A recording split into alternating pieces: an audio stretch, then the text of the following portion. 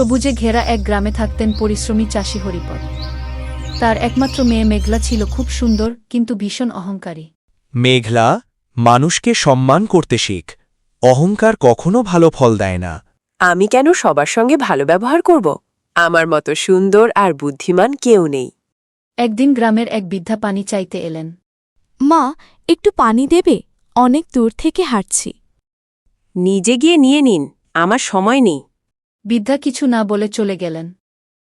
পরদিন ভোরে প্রবল বৃষ্টি আর ঝড়ে চাষির ক্ষেত নষ্ট হয়ে গেল। হায়, এতদিনের পরিশ্রম শেষ হয়ে গেল। মেঘলা প্রথমবার বাবার কষ্ট দেখে চুপ হয়ে গেল। ঠিক তখন গ্রামের লোকজন সবাই সাহায্য করতে এল। কাকা, চিন্তা করবেন না, আমরা সবাই মিলে আবার ক্ষেত ঠিক করে দেব। মেঘলা অবাক হয়ে বলল, আমি তো কারো সঙ্গে ভালো ব্যবহার করিনি, তবুও সবাই সাহায্য করছে। তোমার বাবার ভালো ব্যবহারের জন্যই আমরা এসেছি। ভালো মানুষ কখনো একা থাকে না। মেঘলার চোখে জল এসে গেল।